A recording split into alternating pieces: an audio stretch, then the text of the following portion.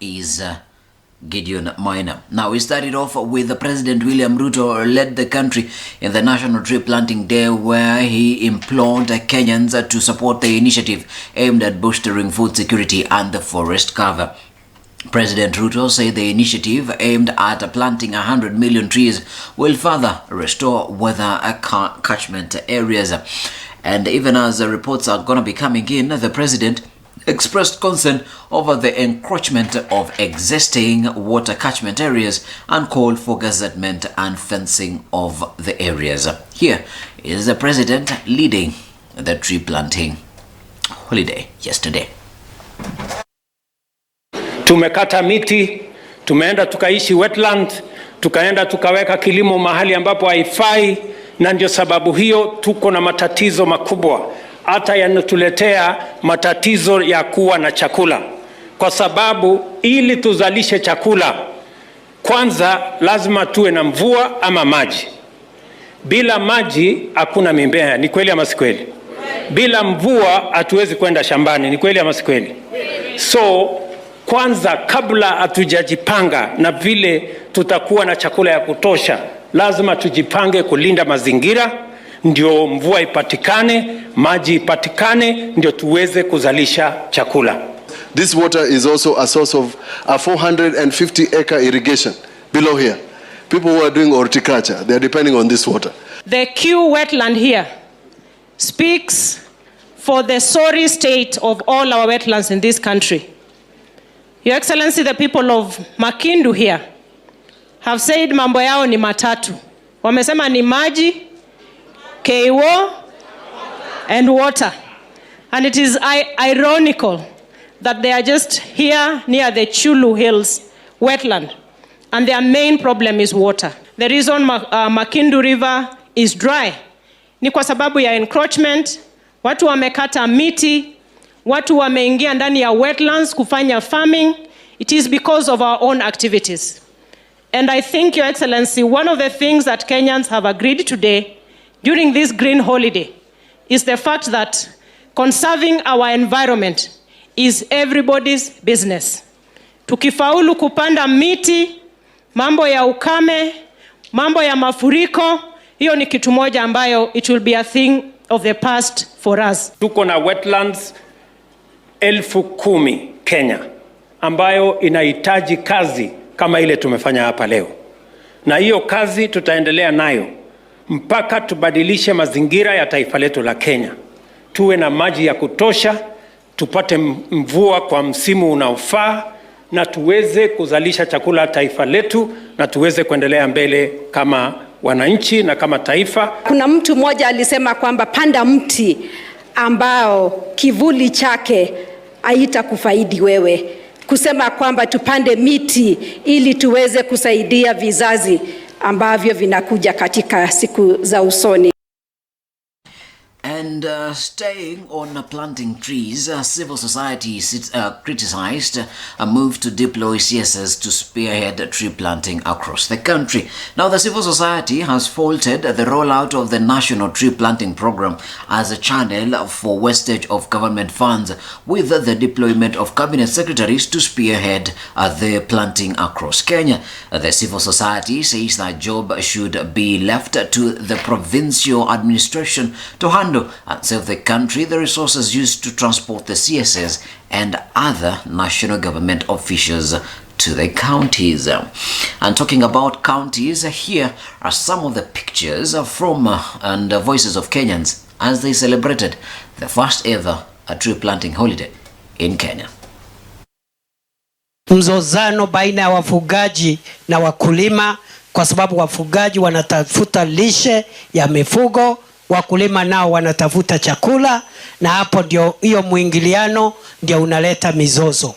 Kwa hivyo we consider climate change as a serious threat to our national security. Jua si ya serikali, si ya kisiasa, ni ya kusaidia wewe na watoto wako na watoto wa watoto wako. Tutapanda 250 million trees in the next 10 years. It's doable, it is possible because we are talking about 10 years. Panda, chunga, zime. Na miti iko tofauti nyingi. Unaweza panda ile yenye iko na matunda kama avocado, unaweza panda ambaye inaenda na chai kama ile graveli. We've come here for a very specific solemn responsibility to restore our environment. We are all aware our environment has been depleted. Hapa leo ni nzuri, tuende Kangundo Road yote tupande miti. Tuende pande za Mihango, pande za Utawala, pande za Njiru, tupande miti. I have told my Department of Energy na Environment, we must encourage our people to have alternative source of energy. Sio makaa. Tusipokuwa makini na tupande miti, italeta madhara kubwa sana. Juzi tu miezi michache iliyopita tulipoteza mifugo mingi. Over 70% of our entire ownership. And as you can see, we have very many children because our initiative is about planting trees with school children. So far we have planted in 16 schools and we have planted a total of 9,000 trees. Ile ambayo tumepanga, tumewacha majukumu na wajibu kwa watu ambao wako kwenye society yetu. Kila mtu amewachiwa mti wake ambayo ni mti ataukuza. Murang'a and Nyandarua, they are the source of over 95% of water to Nairobi, and that's why we are planning to increase that number of farmers that are conserving their farms from 90,000 to almost 180,000. Upstream do conservation. They receive money, they can grow trees, they can do proper land management on their farms, they terrace, they put grass, make sure that there is no soil erosion. Those who live downstream benefit with clean water. And those are some of the voices of all the cabinet secretaries that were involved in celebrating the day. Now from that to some developing stories here as with what seems to be an unending controversy over importation of fuel worth over 17 billion shillings, which has led to the disappearance of a businesswoman who is battling for the cargo with two oil marketing companies. Now, Energy Cabinet Secretary Davis Chirchir has admitted that Anne Njoroge, the missing businesswoman, came to his office looking for help over the matter. Now, Chirchir, who kept off the issue of her disappearance, has, however, insisted that the consignment in contention belongs to Galana Energies Limited, one of the three companies handpicked by the government to supply fuel to other oil marketers in the government-to-government arrangement. Meanwhile, the management of Kenya Ports Authority has dismissed claims by the businesswoman over the ownership of the cargo, saying she used fake documents to claim the goods. Hiyo kesi iko kotini kwa sasa. I'm aware a lady called Anne came to my office, ameenda huko kwa port akasema mail ni yake. Hiyo mail ilifika kitambo, brought in by a company called Kalana, and it has been discharged. So we will work to cooperate tujue ukweli iko wapi. So but the case is in court at the moment. Ile bill of lading yake anasema this is the bill of lading she's saying. Ndio ukweli. Bill of lading imesainiwa na shipper, huwa ni yeye. Carrier ni yeye. Sasa you can understand things that cannot add up. Yale ambayo sisi tunajua ni kwamba hii meli ilikuwa imebeba ule mzigo ambao tumewasomea hapa kwa lugha ya Kimombo, ambao zaidi ya nusu ilikuwa ni ya Armco na nyingine ni ya nchi jirani. Kwa hivyo huo ndio mzigo ulioshikishwa hapo, lakini hayo masuala ya sisi kwa kama KPA hatuna stakabadhi zozote ya kuonyesha kwamba alikuwa ameleta mzigo kama huo. And away from that, now to matters politics, Azimio leader Raila Odinga tells government to stop high taxation. The opposition sustained its criticism of the government's failure in addressing the cost of living and high taxation, with the Azimio leader Raila Odinga calling on the president to seek alternative measures and sources of funding to finance development. Opposition leaders who spoke in Homa Bay County during a national registration drive of the ODM party called on the government to prioritize cost of living in the ongoing national dialogue. Here are the full details.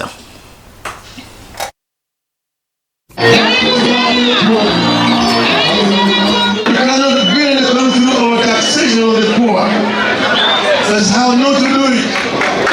To stimulate a stagnating economy, to stimulate an economy that is under recession, you need to put money in the people's pockets.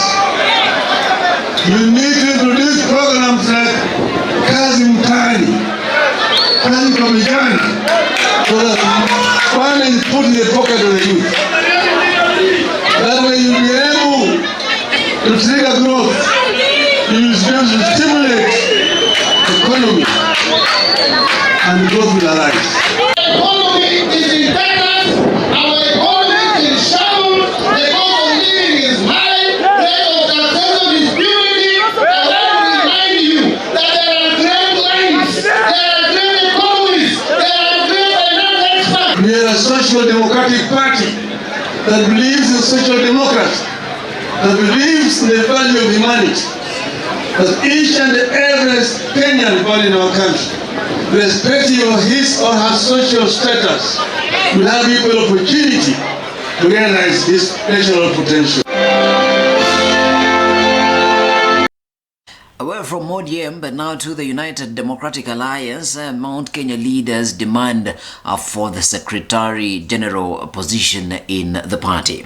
Now, elected leaders in Nyeri County under the United Democratic Alliance, UDA, have demanded that the position of Party Secretary General be reserved for Central Kenya and that the party should have a single deputy party leader, a position to be occupied by Deputy President Rigathi Gachagua. Now, the leaders were speaking at a sensitization forum on the upcoming UDA grassroots elections in December at the Central Kenya UDA offices in Nyeri. Here are the voices of these leaders.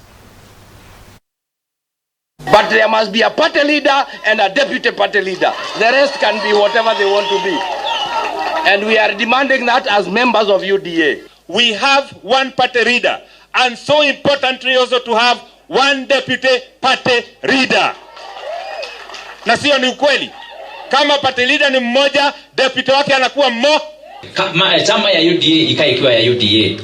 Na wale wengine wenye machama ndogo ndogo waingie kwa hii chama kubwa ya UDA. Na kama mtu hata ingia, basi kwa simamisha candidate wa UDA. Ndio tukue na serikali ya UDA ya 2027 ambayo itakuwa very strong.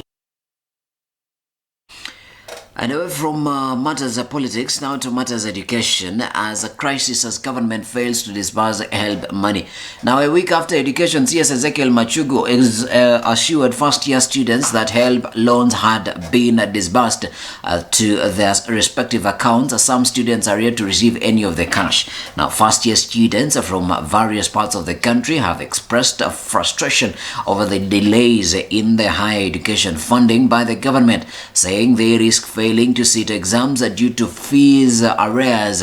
Now, in a statement and a communication sent to newsrooms on November 3rd, Education CS Ezekiel Machogu said the ministry had disbursed 5.2 billion shillings to first-year students. We have been doing some analysis. It has taken a little bit of time in order to determine who comes from where and who should be able to get what kind of amount. And that exercise, I'm happy to announce, it was completed, and we have now released 5.2 billion to the first years. Yani nakuda help na scholarship nimepewa almost 129 help and as a loan, then scholarship ni 113.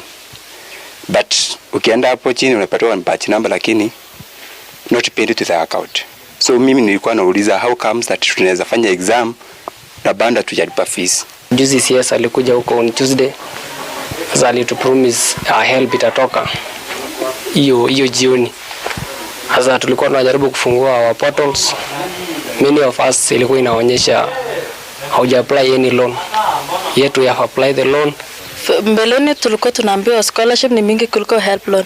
Lakini sasa ukiona kwa portal yangu help ni mingi sana kuliko scholarship.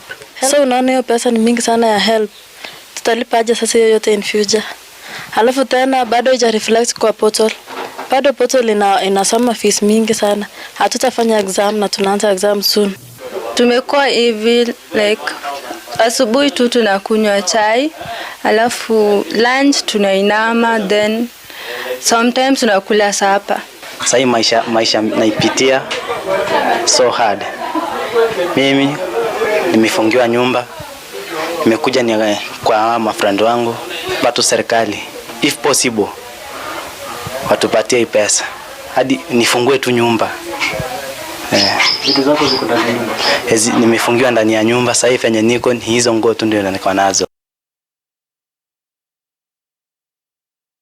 Was and neck warns of fake KCSE examination papers in circulation. Now, the Kenya National Examination Council has sounded a warning over the circulation of fake examination papers on social media, now cautioning parents and teachers against falling prey. And speaking while supervising the progress of the KCSE exams in Murang'a on Monday, NEC CEO Dr. David Njegere noted that the council had put in place watertight measures to prevent early exposure of the examination papers. On his part, Education PS Dr. Belio Kipsang also congratulated center managers for maintaining the integrity of the exams, reiterating that those are found culpable of the examination malpractice shall face the full force of the law. So far, 46 cases of exam malpractice have been recorded in this year's KCSE exams, which will run up to 24th of November. And here are the full details. Went on very smoothly. The new rules that we introduced have been adhered to the letter. That is the double collection of the two papers, and that has to a large extent helped us to curb the biggest challenge we have had of the early exposure of the second session paper. And as we start our second week, we look forward to even a better week. I know in another 1 or 2 days now we shall be going to the electives, which will be maybe more easier to manage.